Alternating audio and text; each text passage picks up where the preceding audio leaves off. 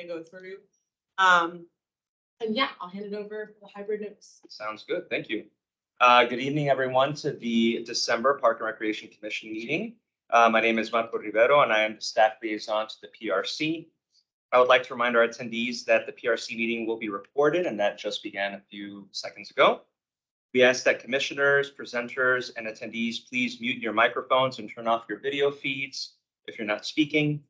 For those attending via telephone, you can mute and unmute your microphones by dialing *6. Top toolbar contains a raise your hand function in case a commission member or presenter has a question during the meeting. And commissioners and presenters may share their screens using the share content box above. The chat box will also be checked routinely, mainly to address logistical questions or issues during the meeting.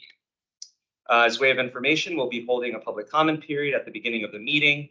Each public commenter will have up to 3 minutes for public comment, and I will signal to the speaker once the time is up. Just for the record, I have not received any official public comments, but if there's anyone on the call that may want to comment, we'll recognize you in a few minutes. Thank you very much, and I will turn it over to our chair. Awesome. Okay. Let me. Sorry. So first and foremost, want to mention that we did not meet quorum in either our October or November meetings. So we need to approve the minutes for both of those. For October and November. Yes. Actually, we did meet it in November. We met it in October, but did not meet it in November. Okay. So we need. Yeah. Got it. Yes. And November. Yeah. Okay. So unless there is any opposition, I would like to go ahead and approve those meeting minutes. Great. Let's go ahead and do that. So we're good on that. So yeah, today we're going to be talking about just some logistical kind of items, end of the year, beginning of the year stuff, our new dates for next year, turnover, things like that. Should be sweet and quick. But want to check now, moving to public comment. I don't know who the external phone number is. Yeah, actually. Not sure, but if there's anyone on the call who is a public commenter, please identify yourself and we will recognize you at this time.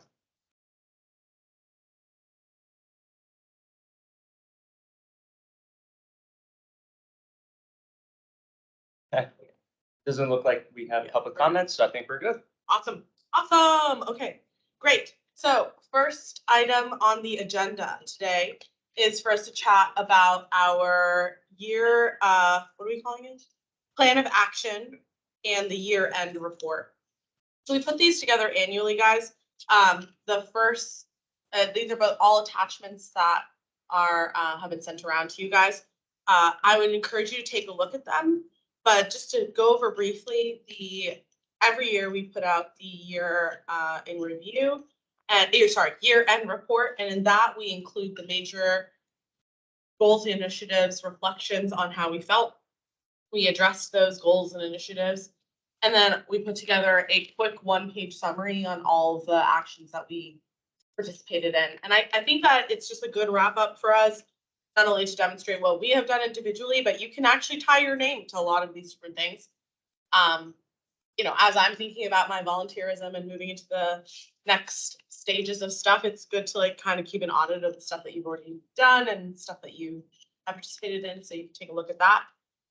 Looking forward, and more importantly to me, our plan of action for next year does look very similar to many of our previous years' plan of action, with an emphasis on participating in SPRCs and commenting on the budget and our PSMP, continuing to fight for open public space and land acquisition, Bill Thomas Award, things like that. This year, we are also putting more of an emphasis on our stormwater management plan or this upcoming year, 2024, and our commitment to creating more holistic methodologies across the organization that I think, you know, colloquially we can say hinge on the FNRP being in place as well. And so having this like momentum of supporting documentation finally in the county representing our interests is just a reason that we should be pushing further, not only for the implementation of those plans, but for the promises that are outlined there to actually be fulfilled on. That's what I think with the our focus will be in 2024, which is exciting. So yeah, any questions about either of those? We will be sending both of these to the county board office in January. Yeah.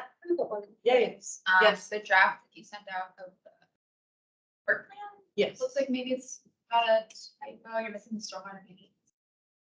Amazing. Let me find it. On the second page.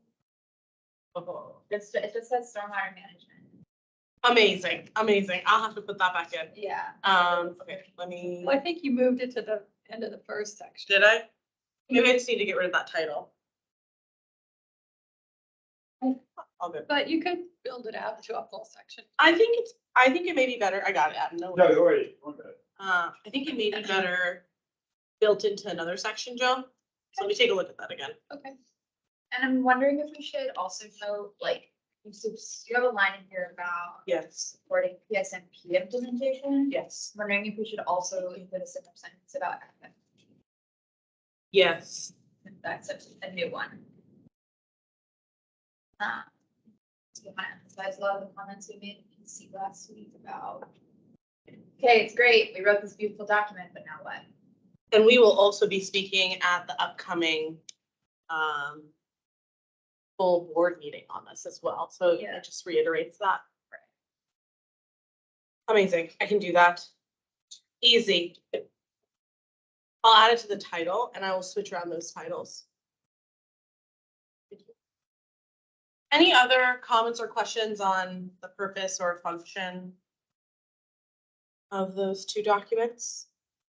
So you're saying those would go to them in January, like? Yes, we have time on this. So if you want to take a more comprehensive look too, we have time to edit this. I'll be talking about another letter that we don't have as much of a timeline on. So if you want to take a pause and read through these documents in full, we generally send these out before our first meeting in the next year. So we have time left. Awesome. Okay, so then for brevity, I will move forward, but please continue to provide feedback on both of those items. I would definitely love to continue to edit them. Okay. All right, we're gonna move to tentative dates for 2024, which is a fine art that Marco has dedicated himself to creatively. And yeah, I think there's a lot for you to mention on this slide. Get to hear me speak, jeez. Yeah. Okay, so yes, sent this around earlier, with the agenda, but wanted to, formally introduce it to the commission for the upcoming year. So these are the tentative dates for our 2024, commission meetings. As you can see here, we have identified, locations and the dates for our in-person settings, typically will be within this conference room. But also we've identified the 3 virtual only meetings that we have on a quarterly basis. So our first one for the year will actually be in January. So that'll be a nice treat there. And then afterwards, our second one will be on May 28th, followed by September 24th for our final meeting our final virtual only meeting of the year. At this point, I am also coordinating with the Sports Commission staff liaison to finalize a date and time for our joint Sports Commission and Park and Recreation Commission meeting. We are pushing for the February meeting for that. If that does not occur, we will be meeting here in Bosman, but it will not be in the Cherry Conference Room. It'll be in room 311 just upstairs. And then we've also identified a hold on March 19th or whichever date the Sports Commission meets as well. Sometimes we also meet whenever they meet as well. So we have both February and March identified as potential meeting dates with the Sports Commission for our joint meeting. Within the red, I guess you could say caret or designation there, those are conflicts with the county board meeting. So we have one conflict in March, but that may resolve itself if we do meet with the Sports Commission in March during their date. But if not, that would be one conflict. The second conflict is actually something we're not too worried about because that is actually tracking for October 22nd of next year. And what we're trying to do is we're trying to build in time to plan for the 2023 Bill Thomas Awards over the summer. So we'll start, coming up with the committee appointments and having that review done. Actually, the requests for nominees and then the reviews done during that summer season into early fall. So that way we can have a recognition as well as a ceremony planned for October of next year. And we're going to try to do that as something as a standard for this commission. So just be on the lookout for that. So sometime I would say maybe in April or May of next year, we'll start that process. But we can certainly talk through when would be a good opportunity to, have any commission members, step in as part of that chair and vice chair committee for the awards. So is it 2023 or 2020? So it'd be the 2023 awards, recognizing service for 2023 in 2024. Yeah, always confusing. Yeah. And right now, Nelson and Alex, since you guys participated with Melissa for last year's award, we would be looking to you too, for one or both of you, to be part of the nomination and awarding committee for next year. And then we will bring on someone else, maybe like Gary or Claire, or new members if we have some new members by that time in the same fashion. But we don't have to decide that. Just heads up for next August, I guess. So that's what we're looking at. Speaking of August, the last thing I'll mention for the tentative meetings is I've identified two meeting dates, August 20th or August 27th for the field trip. So if there are any places within the county, any new projects, any new parks, anything that sparks anyone's interest, we can certainly start the organization with staff and with other members to have a guided tour to these places. So just let me know. During the next year, if you have any interest, and we'll go ahead and start organizing that. So these dates try to align without having to impede with the recess meeting for the county board, with the exception of these two dates in March and in October. So if you have any questions, either anyone on the call or anyone here around the table, that should be it from my end. And hats off to Marco for reserving all the rooms. Yes, that has been a journey for sure. Yeah, that's one of the hardest things. Thank you. And in the new year, when the dates are confirmed, Marco will be sending out invites like he did for That's this right. year, which is. So we'll be sending out invites, and then I'll also have a formal public notice here in the building as well. So When do you think you'll know about the sports? that's a good question. I'm already coordinating with the sports commission liaison. We'll likely have an answer to that by January. So if we can, good question. If we can get the meeting in February, it will be a blockbuster meeting of budget conversation. We've already got a bunch of topics. Budget, fuel utilization study, potentially talking about PSMP IAC update, because we expect her to have the 5-year update by then. And any sports commission topics that we come up with. So I would actually also say, okay, so if it's in February, if it's in March, we'll have all those topics that we just spoke about by ourselves probably in February, which will be just as useful, maybe not from Jane Rudolph herself, which isn't as interesting or great for us, but regardless, we're still gonna be writing letters on all those topics, yeah? And in March, we would just focus on sports topics. So on that, if there's any hard-hitting sports topics, I know pickleball is definitely one of them. Please pass them along to Jill and myself, because I think that it would be valuable. We will be talking with the sports commission leads as well to talk about what the agenda, we have to agree on an agenda. I'd like to keep any open-ended conversation to a minimum, I'm guessing, but we should be talking about these things that we want to talk about with them. So pickleball will be on the table, yeah. So yeah, pass on any ideas you have for sports related conversations in January sometime, and we'll be reminding you in January as well as we're preparing. And then What day they meet? Thursdays. Thursdays? yes. Yeah. I don't have a final I guess, list of dates from their commission, but I'll confirm that as well. Okay. And then, of course, for our meetings, our website will be rehauled for 2024, so you'll see the new dates there and any new links and everything related to our commission. And just to fully be transparent for you all, we anticipate that we will be staying with Takis as our board liaison to this commission. Obviously, Mark will be staying with us. But yeah, with new board members coming on, I don't know, we may not have Takis again for another year. We've had him now since he got on, so like 4 Yes. years, right? At least I would say 3, 3? at least 3. Okay, I don't Yeah. know when he got with it. Yeah. How long has it been since he's come to our meeting? That's a very good I question. believe He he was at came, the field trip. Yeah, he was with a field trip, That was the last time? okay. and I want to say he joined us late last year as well. We should do that. We Yeah. can. I think he also showed up at the field trip last year. Yes, you did. Yes.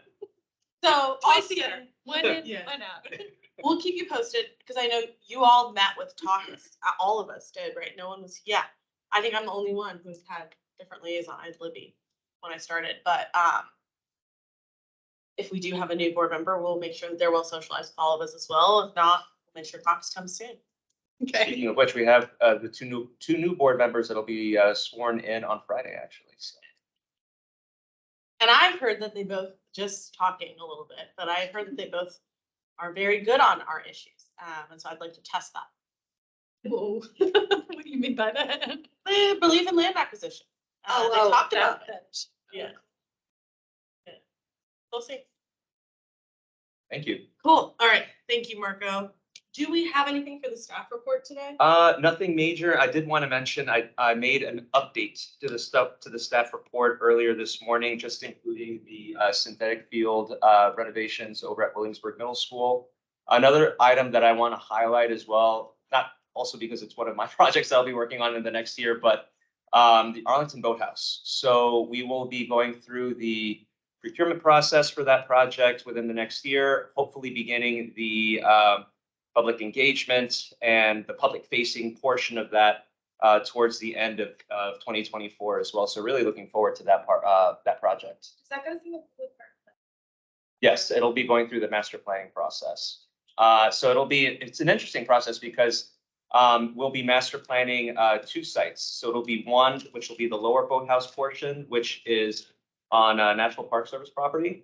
And then on the upper portion of the property, Upper Roslyn is what it's called, is county owned for the most part, but then there is some VDOT right of way there that we'll be coordinating with them. So Sounds like a fun meeting. it'll be a fun few next few months, I would say.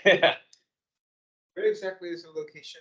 Again, as far as the, is it So for the lower boathouse, it's right above so where that pedestrian bridge on the Mount Vernon Trail connects to the like where the yes, Jefferson, yes, Roosevelt Island.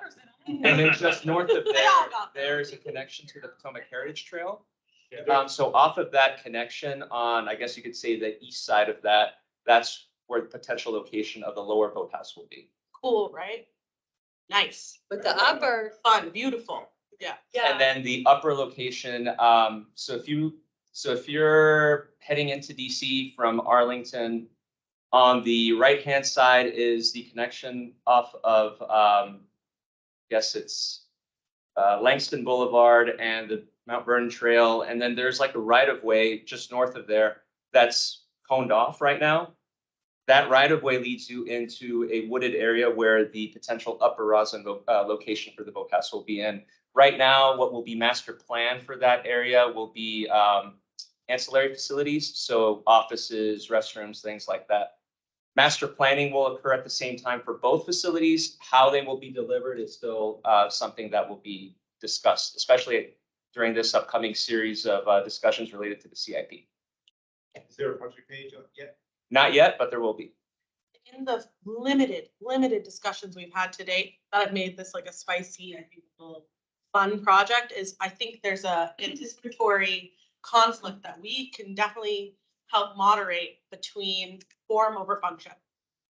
How do we make this an accessible place that is ultimately a public open space for all to use, while maintaining its explicit need for bougie boating, you know? And I'm not, this is not, I boat as well, but I think it's definitely an interesting push and pull here. The advocates for this boathouse and the reason it's finally getting to this point have deep pockets, but we're all going to benefit communally from it. And we have to maintain that, right? That point of view a little bit, which I'm excited for. It should be a public-private partnership made in heaven if we do it right. That's great. What type of watercraft would be access to these boats? That's up for debate. So right now, the main structure would house, kayaks, things of that nature to help support the APS School rowing. school rowing crew teams. It's called shells. Shells. Shells. Yeah. And then there may be standing paddle boards, things like that, that may be stored there as well. And then we would have, the potential to station an emergency motorized watercraft, so that way, if there is anything, God forbid that there would happen, at least there would be that motorized boat that would be able to station there as well. But that's just one. That's just one, So yeah. the crew teams, motorized boats that have to accompany them will come out of Thompson's or PB's. That's right. Would not be housed. Would not be. That would, yes, at this point, that's what the master planning calls for, but that's something that we'll discuss further. And just one little more footnote. Carolyn Haynes and I and a few of our colleagues went and did a tree inventory. That's right. I don't know if you've gotten a copy of that, but you're aware of it? Yes, I'm aware of this. I'm aware of it. I don't think I've received the official report that was done, Well, but it was nobody's, but I mean, it's not. I think done you've under written any that in. official. Yeah. Well, I mean, The names of the we don't have any, official,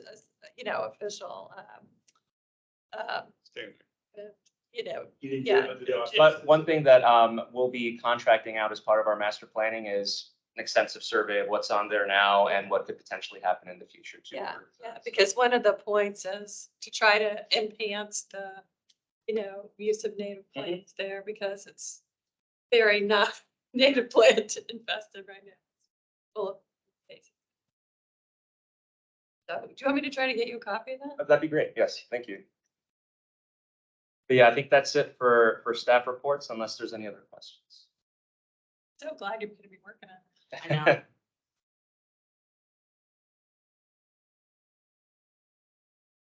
All right, cool. All right.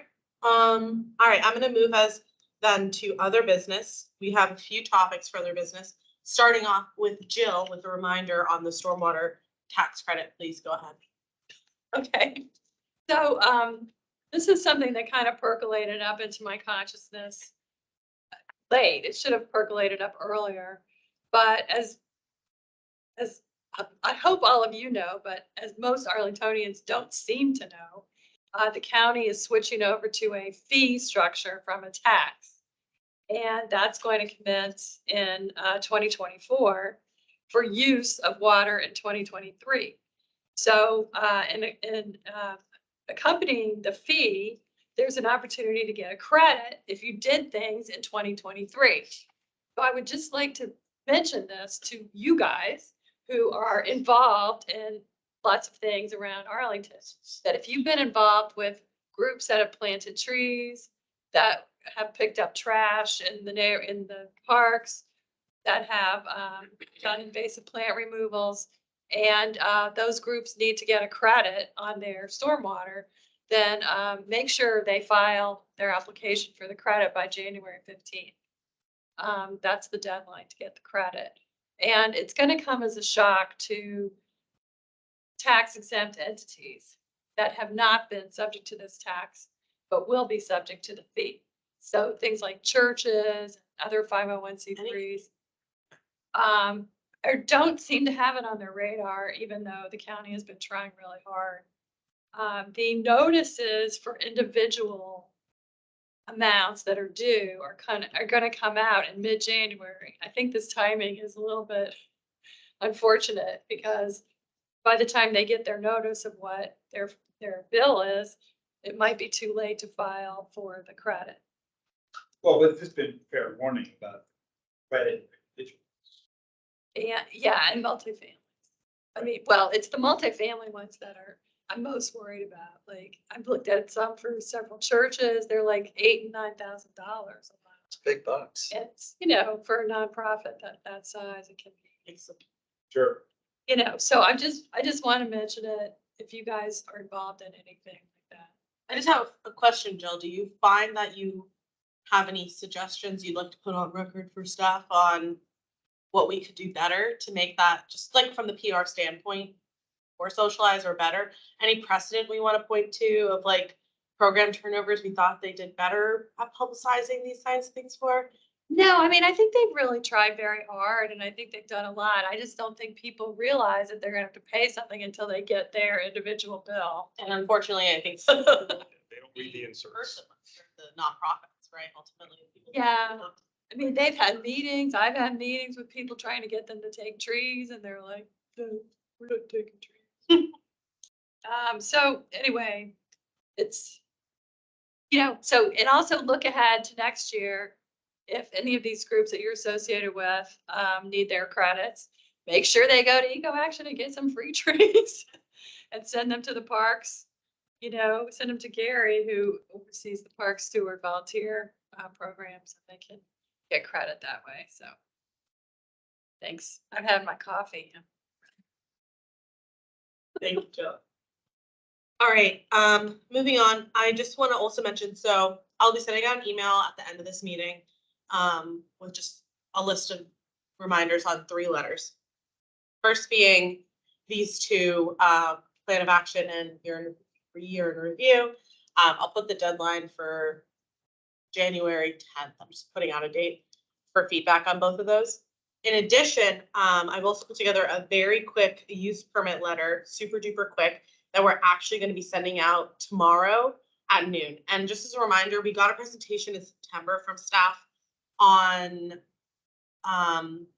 basically, I'm just going to give you the TLDR. You can also read this in the letter itself. But one of the recommendations that came out of the PSMP was to find more agile permit declarations that on a need basis, county board can implement for some specific measures. The specific measures are all in our favor, thankfully, and that's why we are supportive of this use permit amendment. Firstly, they want to seek amelioration of facility and hardware on an actual site plan so that we have more flexibility in our design. If, for example, we want a specialized piece of playground equipment or something that only fits in a specific configuration, if it's not, doesn't have precedent, it becomes really hard for us to put that into a new site plan. So we want to add some flexibility there. Secondly, we want to make sure that there's enough flexibility that we're not hitting things like the environmental stewardship of a site against good design. And so let's say, for example, again, stormwater plays an effect. We want to be able to have county board use permit plan to advocate for that environmental sustainability. And then thirdly, because we are still always, I feel like, oversighting parking spaces, the special use permit would allow for exemptions on increased parking lot space when appropriate, when we can limit it down, because it's in the middle of Clarendon, so there's lots of street parking or other such exemptions that would allow us to limit the parking spaces needed in the site plan. So that letter will be going out also this evening. We'll get that for a very quick turnaround. Mark will be sending it out tomorrow at noon to the county board. So look for that in your inboxes. That is a big update for you all that we didn't get out before this meeting. So yeah, any questions about letters that are going this month at all? Actually, I just occurred to me and about the interjag letter, or the letter that Forestry Commission is thinking of sending with respect to the year-end funding. Yes. Do you want to summarize that?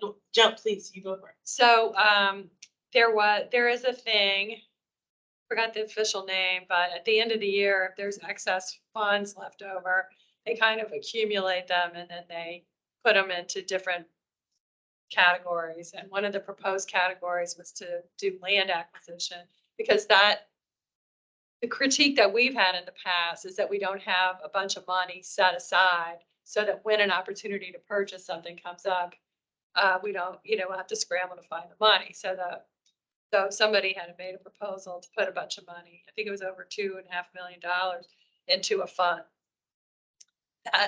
That was changed by amendment proposed by Matt DeFerrante, I think. And it was voted, it voted through that reduced, or did it eliminate? It eliminated it Eliminated the whole fund. on the basis, very circular, guys, how they do this, in my opinion.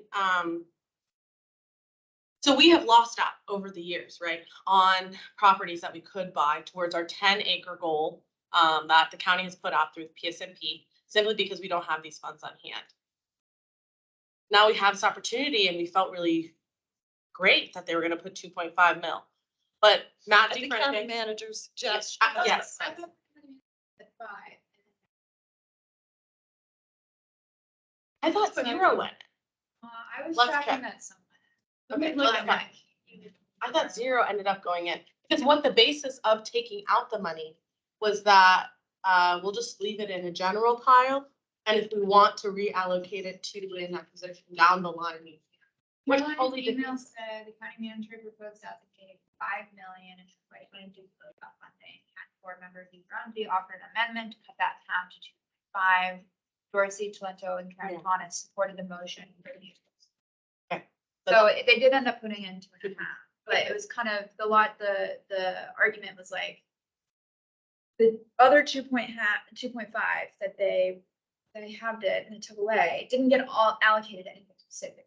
They were like, oh, we'll just put that back into the general pot and we'll use it when we use it. So it was kind of like, well, why not just go ahead and earmark it for land acquisition, and then you don't need it for that because if no properties come up, then like spend it then. It was just like kind of weird positioning, like to the Energetic team, like why signaling, right? The properties are gonna come up. Right. It's just a matter of when. Yeah, right. So it's just very odd overall, and the timing of it was also very questionable. Just like this kind of came up in a 5-hour long meeting. It's like even longer than that. It starts at 4 hours, 57 minutes into the recording, this conversation. So it's just like there's no opportunity for meaningful engagement on this, and no one from Energetic was in the room when this happened and could speak to the importance of this. And it seemed like the county board members, other than Garvey, didn't really understand the significance. Given how Takis has been engaged with this commission and other commissions for several years, it's support for this thing. Thank you, Sarah. Yep. Yeah. So that's the point, that's the subject matter of the letter that Forestry Commission is gonna write. And are we gonna do one too? We definitely can. It's kind of like a post-mortem shame on you situation. Type We can also thing. add our name too. We can see their letter and add our name to it Yeah, as well. just to say, look, you should have done this, you should do it in the future. And hey, if you haven't spent the 2.5 yet, put it in there. And this does remind me, Jill, you and I do need to talk with Takis about that. Takis also represents NBCT, which is our only land trust organization in this area. I'm also on the NBCT board, and I think that this is an extra shame. We have literally lost properties in conjunction with Arlington County because they didn't have any cash on hand. So, I mean, it just points, Turberg is our only gain this year, the Turberg property, and it was 0.3 acres, that's all we gained. We're never gonna meet our goals if we don't put any money back. Anyways, okay, thank you, Sarah. And so like, let's set our sights on that. Did Phil send something out on this letter already? No, not yet. I don't know. We'll track this. We'll try. I do, if I see it, I'll let you both know. Yeah, and maybe we do something as our commission too, or we say we agree with our C as well. It seems like everybody thinks so, right? I think that the more allocation we get for carve outs, just for, I think land acquisition is a very important one, in my opinion. But we have to continue to fight for that. So, okay, we will see what we can do there. Okay. last items. So this is my last meeting as chair. Jill will be taking over in January. Yes, very excited. So, I just want to share that I will be on the board or on the commission for one more year. My finish in the end of 2025. So for right now, just so you know, or the beginning of 2025. Yeah, the end of 2024. So just so you know, Sarah, I'm gonna sign up as vice chair right now for 2024.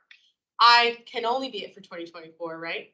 But the idea is that we're looking to have a vice chair who can not only support Jill in these 2 years, but who would be down to take on as chair after her 2-year stint. So starting in 2026. I just want to put it out there. We have some ideas. We think you all would be great candidates for vice chair. But if anyone has any explicit interest or things have changed and we've come to you before, please let Jill or I know that you were interested in being vice chair because it's really not that much more commitment. I will say, and Jill, please tell me if I'm laying this out differently. I will say it's basically like 2 more meetings a month in addition to this one. Planning with a beautiful meeting with Marco, usually the day of, we planned this meeting. And then an additional touch point with Takis. The other chair and vice chair responsibilities is to be points of contacts on some of our more high staff points meetings. So sitting on Enerdrag, being part of the PSMP IAC, which is our touch point to Jane and her admin office as well. But other than that, it's really just being engaged in this work and yeah, helping out the commission, volunteerism in any way you can. So yeah, call to reach out to us if you're interested. And yeah, we will find a vice chair this year. Okay. In this next year, I also want to mention that my focus is going to be on succession planning. So how do we create a good pipeline of all you guys becoming chair one day? Everyone will be chair one day. And also making sure we have a good pipeline of new commissioners who are coming in. We're not at our cap right now, and it's because we're holding positions for qualified candidates. So not only if you know anyone you think that would be good, obviously pass them by, they'll get an automatic interview if you need that tie-in to get them to join. But I'm also hoping we can rely on the DEI office to help us out. They, to be transparent, have not been so helpful on this issue. They fix problems that aren't a problem so far for us. For example, creating more of a process of how you sign up for the commission now will be a little bit more process driven with like a application portal, like you're applying for a job. No one asked for that. So we'll see how that goes. But we need help with identifying how, I mean, I think, and if you guys feel differently, like let me know, but I feel like the majority of folks who join these commissions are individuals who are already really well rooted in our community, who someone tells them that commissions exist. And then down the line, when they have more time, they come and join us. And it's a flawed system because we should have voices from all stages of the, you know, ingrained in Arlington mindset. When I first joined, I was like 23 and had just lived in Northern Virginia. That was my only qualification. So like, we can have more folks like that contribute. That's yep. Yep. 6 years of capitalism will do that. But yeah, I think we'll have a great 2024 and beyond. And it's just about getting organized, figuring that out. I am remiss to note that I missed one thing in the commissioner report section. Marco very kindly from the November meeting highlighted in purple the positions that folks volunteered for, but we couldn't officially bring you guys in because we didn't have a quorum. So I see Alex, Gary, Adam, Claire on this list. Sure, do you know what I can do? I can put that agenda on the screen so we can see those projects, Sure. just so that everyone has awareness of what we're talking about here. Perfect. And if you have any changes to your commitments, just let us know. Otherwise, we will take it as final. Okay, so what we have noted here, actually, I'll share my screen so that folks on the Yeah, call see this as well. Yep. All right, so in our previous meeting, as our chair has noted, we have some potential appointments that are identified in purple for the 4 Mile Run Joint Task Force, Gulf Branch Stream Restoration, Public Facilities Review Committee, and I guess a second participant for the Red Lion Inn site plan. Within this list, there are 2 new site plan projects. The Crystal City Block W project at 2541 Crystal Drive. I actually have the list of site plans here on my computer. That first project is a rezoning, a new site plan, a new Crystal City Block plan, and minor site plan amendment. Actually, the first LRPC meeting is tonight, so that's actually occurring right on the 3rd floor. For this project. Yeah, Head on up. It's I know. We knew about this You one. bring cookies, Ella, each time. I know. LRPC, the Long Range Planning Yeah, Committee. bring the cookies will be.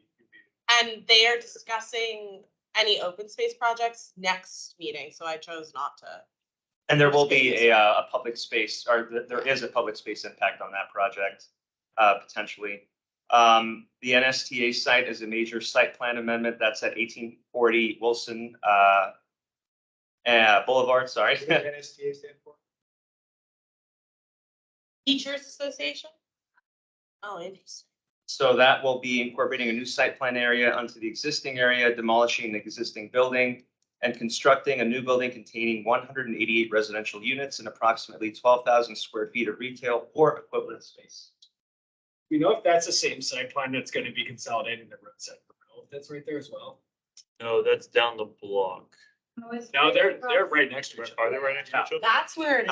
I believe, yes, I believe that is right next door. Area of certain. Yeah, it's the exact same one, okay. But they're consolidating it. Yeah. Well, I'm down to volunteer for the Crystal City Block 1. I will be free from some of my responsibilities. Not many. Yeah, but some, Just saying. I'm down to do that one. Anyone in courthouse or that area want to take on the NSTA one? Certainly put my name on for it, but depending on how long, Okay. when the process starts, Yeah. when it goes. Back to this. All right, Sarah for right now.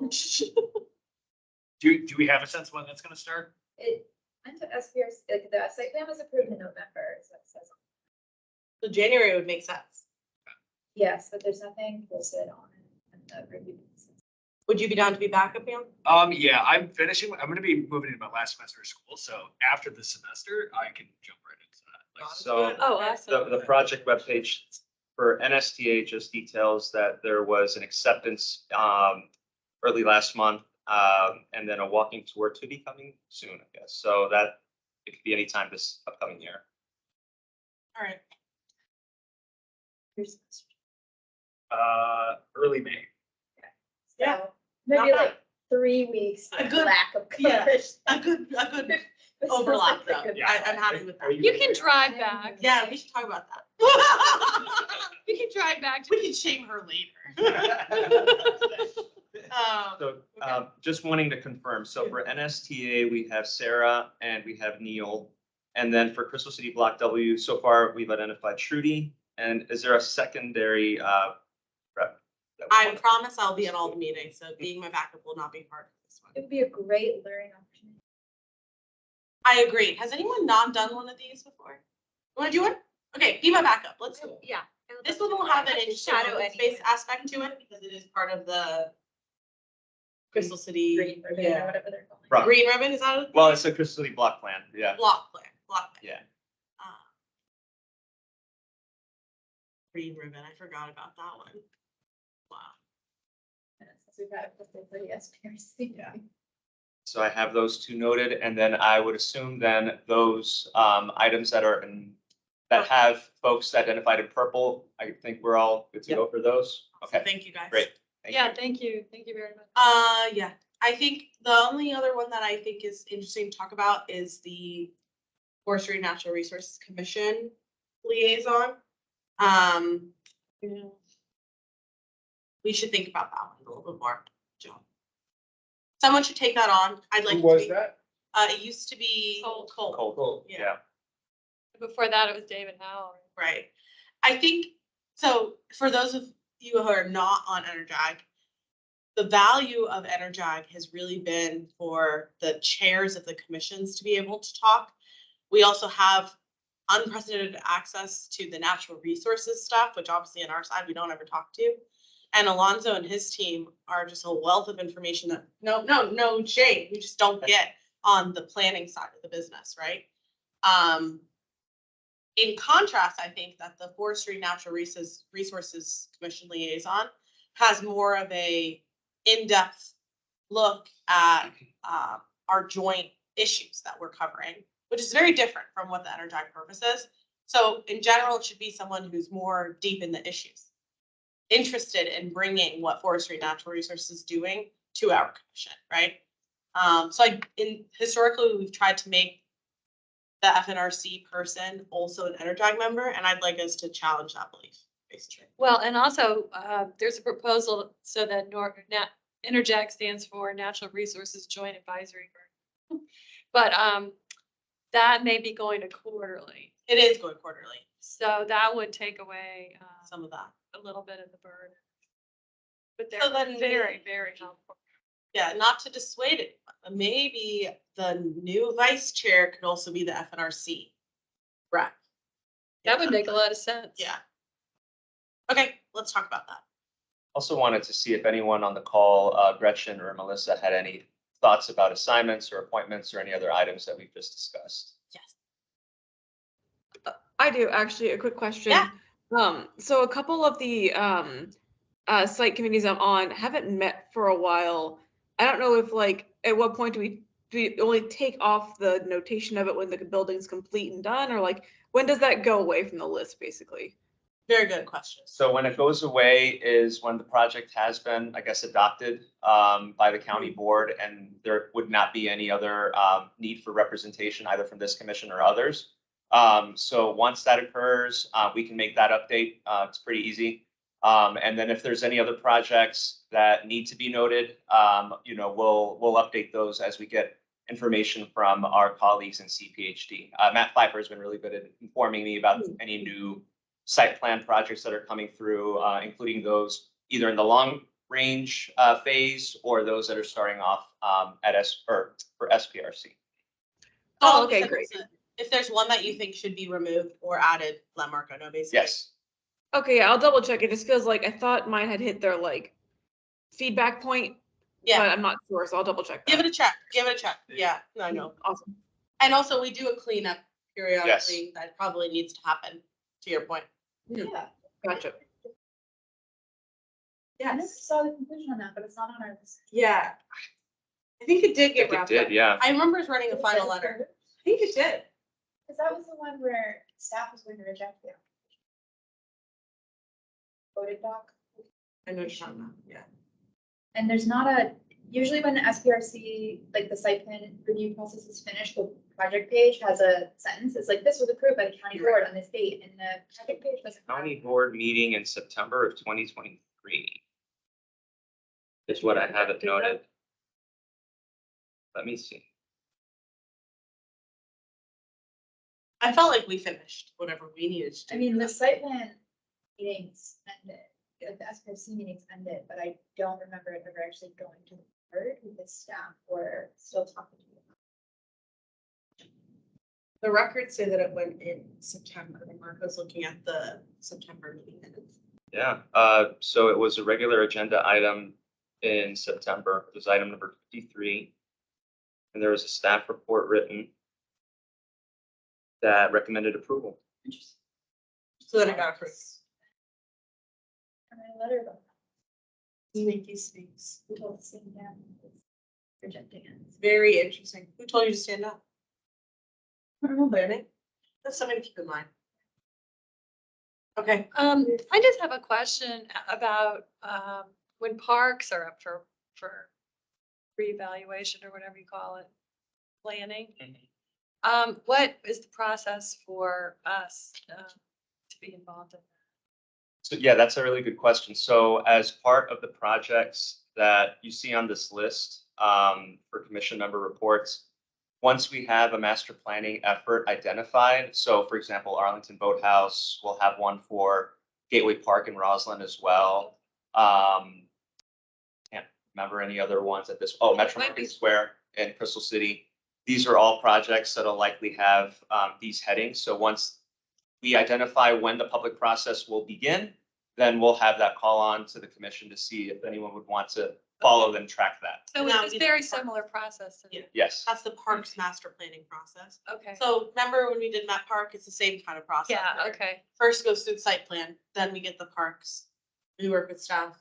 So and there, it trickles back out. so then for example, for Arlington Boathouse, we won't have any coordination with like a site plan project, for example. This will be a standalone park master planning effort.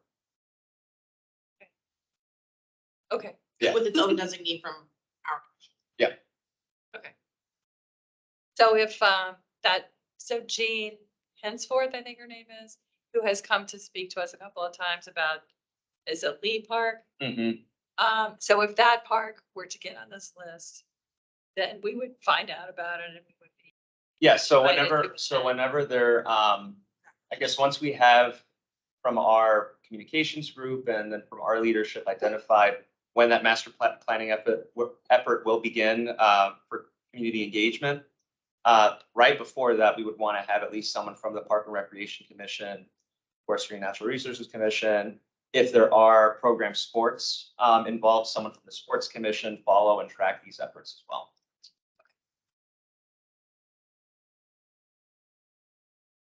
Any other questions for the commission? Otherwise, we will adjourn and just chat.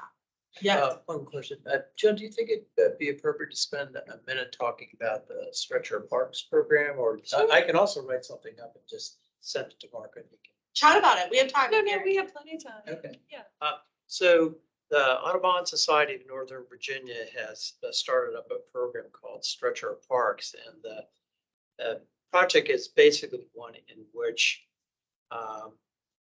private property owners who have property adjacent to existing parks are approached to see if they're willing to allow us to remove non-native invasives from their property and plant natives, and otherwise create a natural environment in their property, which would effectively expand the breadth of the natural area in the parks. And so that's sort of underway now. And Jill's been a bit involved with it over at between Upton Hills and Bill Branning's park. And there are 5 or 6 other locations where the Audubon folks are looking into doing the same. They have a place in Alexandria. We're of course trying to convince them to do more of it in Arlington because, as discussed earlier in the meeting today, it's hard to get Arlington County to purchase land to add to our parks. So this is a way of trying to help make up for that. So, yeah. So anyway. Very, very cool. What was the county board is trying to take credit? Yep. God. Right, yeah, we don't want to have that happen, right? What also has the potential to save the county a fair bit of money too, because most of the invasive species, or a lot of them that pop up in the parks, are put there by adjacent landowners and they escape into the parks. Yeah. So if you're able to deal with that before they ever get into the parks, we're not paying IPC however much money we're paying. Exactly, To yeah. remove it. That's actually the situation with Jill's Park up in Hills. There's a retirement facility right next to it called. Low income, yeah, affordable housing, retirement. Housing. And it's just packed with non-native invasives that are going to jump into Jill's Park if we don't take them out. They were hanging over the fence, like Literally. we had cleaned up from the fence and, and then there's porcelain berries, just hanging over the fence. So it's is it right really- now designed to be volunteer based from the Yeah, silos? entirely volunteer based. And where does the funding come for the plants? Different places. Different You places, can get grants or. grants or. So who's responsible for getting that? Audubon. Audubon. Audubon, Okay. And so all the owner has to do is agree to allow volunteers on their property to do this? Pretty much, pretty much. I mean, we like to include them as best we can. In fact, we would like to call upon them as a source of volunteers. And Sure. hopefully that will happen. They're getting, in essence, private benefit from it Okay. as well. Well, especially now with We're the gonna have to- stormwater credit, Yeah. Right? you know, so we're actually trying to figure out, Elmwood Lockwood is both Arlington County and Fairfax County. It's spread both jurisdictions. So we're trying to figure out if our work would get them stormwater credit. Also, they're gonna have to maintain it, especially in the first couple of years, otherwise Yeah, because stuff doesn't. it's just wasted effort. Exactly. So that's so important. It's the long-term commitment. Yeah, Thank Okay, you. well, I'm sorry to No, no, take thank you. Oh, No, it's a great program. I'm really glad that you mentioned it. So another one of those services we should have in our back pocket to call on when they're thinking about solutions. Does anybody else have anything that they want to share? Excuse me for. Yeah. A couple months ago, when we had the Gulf Branch restoration meeting and we wrote the letter, and there was a lot of discussion about how the county was managing this project and what they were omitting and what they should be prioritizing.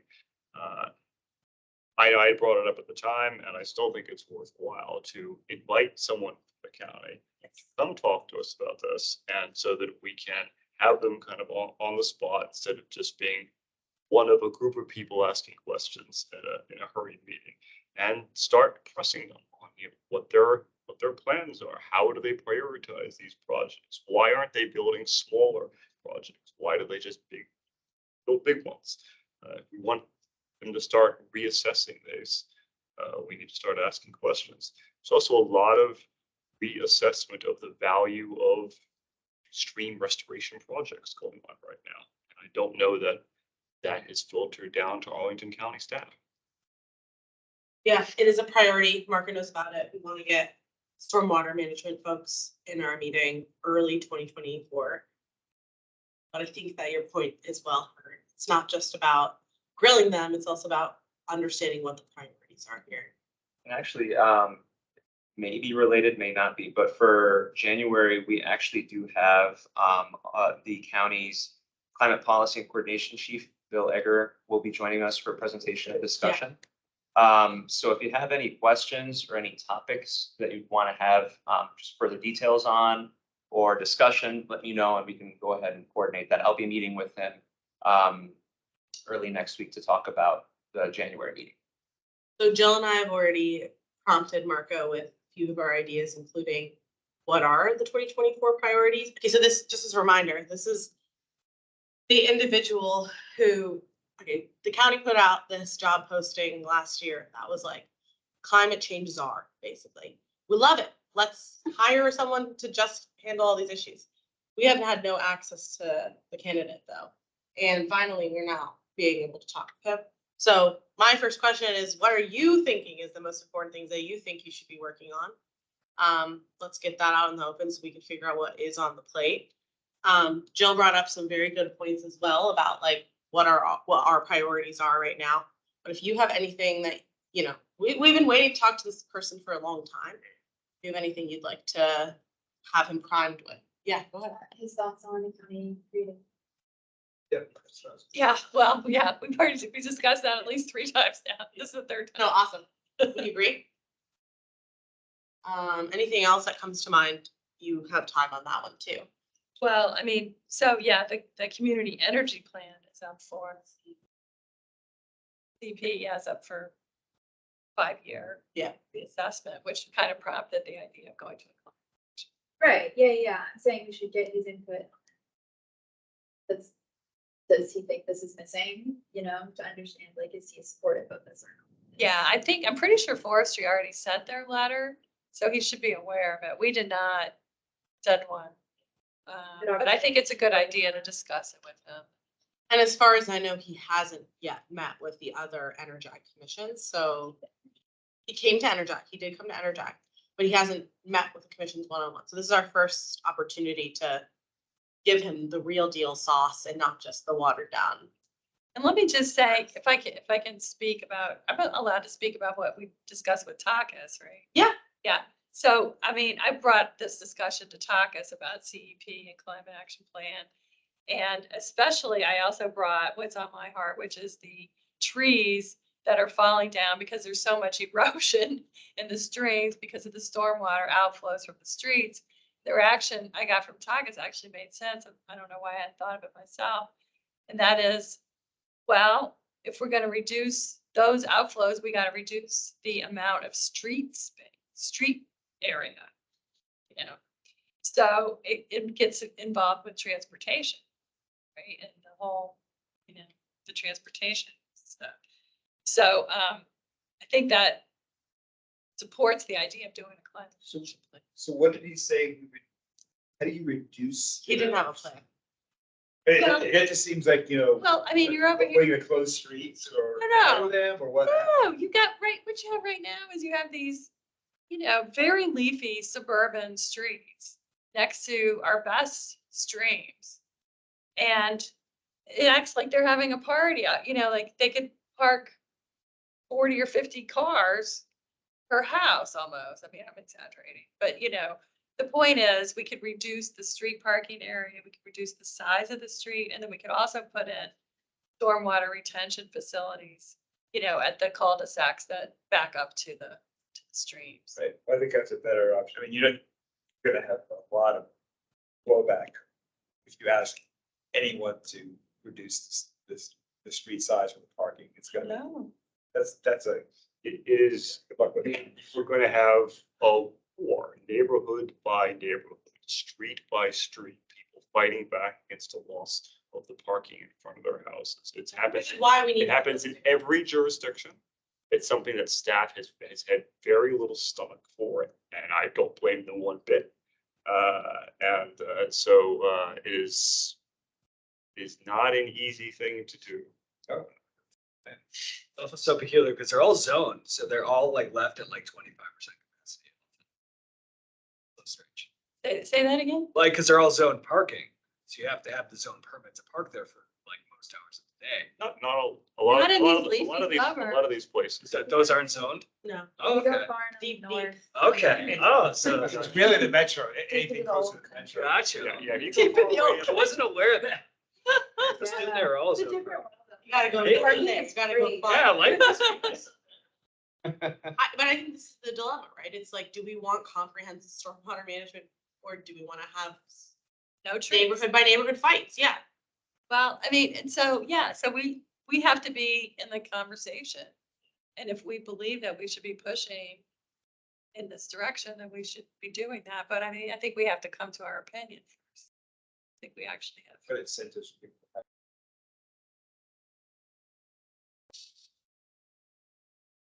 And I think one avenue for this, which might be the easiest one, at least for staff, would be to advocate for this within neighborhoods so that instead of neighborhoods saying, hell no, we don't want to lose this stuff. The ground has been prepared and you have people who live on streets who say, yes, we want this. We want our parks to be less impacted by this. We now understand this problem and it is okay if I lose one of the 2 parking spots that I don't have to have in front of my house. Because I already have an impermeable driveway. Exactly. Let's maybe keep that in mind. If such when we get our hands on the stormwater management staff, our advocacy can be asking them to have similar conversations with the neighborhood commissions. It's also us going to our neighborhood, Yeah. commissions, our citizens associations and advocating for us as people who live there. Well, I mean, what's telling is that the Gulf Branch neighbors downstream where there is all this terrible erosion are the ones who came to the stormwater staff and said, why aren't you doing something about our side of the stream? The ones who are downstream of Military. Right. So, you know, I'd like to, that's where why it aren't you starts. doing something about it? So- Well, I mean, yeah, well, it has to. I mean, You there are just some, laterally, like I change. mean, there are the some number. things in the county where, as far as streets are concerned, that it's just not gonna happen. The streets are too narrow. There are lots of utility conflicts under the ground. I mean, there's just no space for it. But then there are other places where there are streets that are quite wide, and where there's a lot of room for green infrastructure. And especially right next to these streams, that would Yeah. really, I think. I live in a setback right next to Spout Run, and there's county staff there more days than not. We have terrible management down there. I don't have. It's about run, you mean? Yeah, I mean, they're working on it all the Along time. 66, yeah. Anyways, It might be worth, part of the comprehensive plan is the stormwater master plan updated. Yeah. That might be a good touch. Because I think that's what it comes down to is very clean discussion of policies to mitigate this in a planning document is kind of to getting people on the ground to think about it. It's not documented in this part of the comp plan. I'm not sure what it's speaking to. I think that's worth discussing. and perhaps as a question for the climate guy, what is the plan to update the stormwater management? Yeah, Yeah, right. not to mention when we get the stormwater people. planned out there. Yeah, we can bring these issues up more than once. And I guess then also, like, if there's any other, in 2022 and 2023, we made an effort to educate ourselves on some PRC 101 topics. We are worthy of refreshing on any of those things. So I know we do an annual, refresher on things that we need to know about, like the budget and stuff like that, which will come towards the beginning of the year. But if there are any other special topics that we think would warrant some help, let us know. When did we last do that site plan review? That was one I was going to mention now. I think we've had a few that we've already looked at as things we want to have on a rotation every year. So site plan process was one of them. I believe the role of the urban design team was another one. We had a really great presentation from them. I think it was in May or June of last year. And then there could be some others related to DES, transportation, stormwater management, all of that. That could potentially be a yearly thing. Did we ever do one on budget? We did one, yeah, that's the one with Jane, and we'll do another one this year with her. Well, but that's just the DPR budget, just in general, like what it all means. We haven't done. There's a difference between like the DPR budget and the budget process. That's what and I how meant. it fits into, I think that's what, yeah. Yeah, Got to so have it. you want one on the The process. budget process. That's a good question. Good question. And maybe we try and do that one towards the end of the year, honestly, so it becomes relevant by Well, the our, time you talk about the budget the next year. we're gonna be talking about the budget in February, Right, so, might be worth having 20 minutes January. in January to Yeah. just like do a little process for people who are new.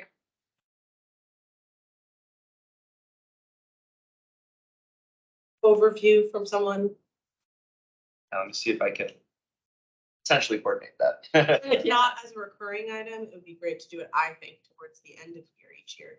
So that way we don't run into this challenge, because they're preparing the budget right now. We don't have time. Yeah, And if worst comes worst, if there's no person, maybe there's a presentation or some That's a good point. documents that or maybe explains Shruti, the process. Shruti and I could come up with, I think staff. okay. But just to break it down in its most basic building blocks, there's an operating budget that gets a 2-year period, and then there's a capital budget that gets approved for a 2-year period. So every other year, we get a capital budget that we can comment on, and then every year we get an operating budget that we can comment on. So Both are This- proposed by the county manager. It's not really a budget, the capital is a capital plan sorry, that right. designates how much money we're gonna bond, all that kind of stuff. It's not really a budget itself, but Yeah, it's capital, so, and it looks at 10 years as opposed to the operating. but it's updated every 2 years, years. so, but it does, but they do approve it up to 10 years.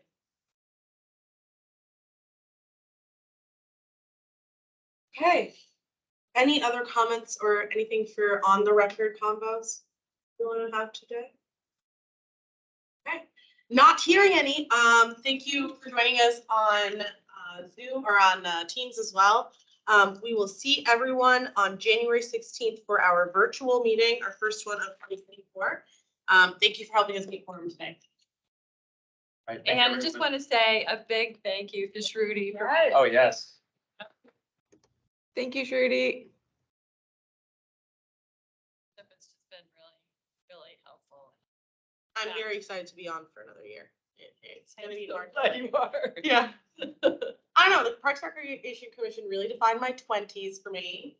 Now I feel old, but not that much wiser, and it's been nice to cultivate this as part of my life. And just in case you didn't know, she's going to be the chair I'm already am, of the Northern unfortunately. Virginia Conservation Trust. Yeah. So, Oh, wow. yeah. Yeah. I had a long conversation with Kurt Bozier. Oh, you did? Just is a big fan. I love him. Yeah. Yeah, the trust, the land trust, we have a bunch in this area, but it's the only one that serves Arlington. I think it's one of our main tools for land acquisition in our area left. And I believe in their mission and the way that they collect their money is good. But I also think it's really pivotal for Arlington. We just opposed the Digital Gateway project, which is a tech, the data center project out in Dulles area.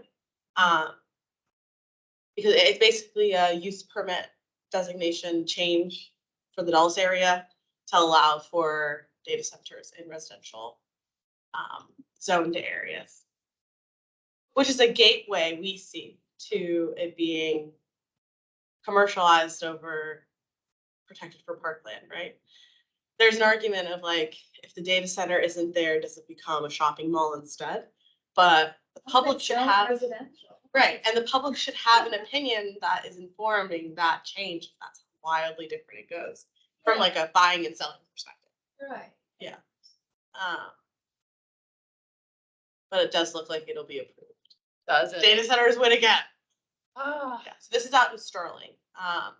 what county is that? It's Loudoun, Loudoun. yeah, this is Loudoun County. The digital gateways for Loudoun County, yeah. They call it a gateway? Digital gateway is the beautiful moniker they made this plan, like I think that's a good name.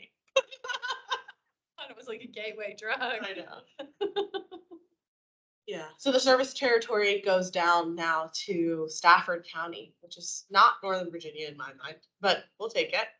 But we do have a lot of membership from here as well. Phil on Forestry National Resources is also, Phil Klingenhofer is also on NBCT as well. So we try and fight the good fight for Arlington. Yeah, thank you. Cool. Thank you. Thank Let us you. adjourn. Thank you, everyone, You. and happy holidays. Bye. Bye.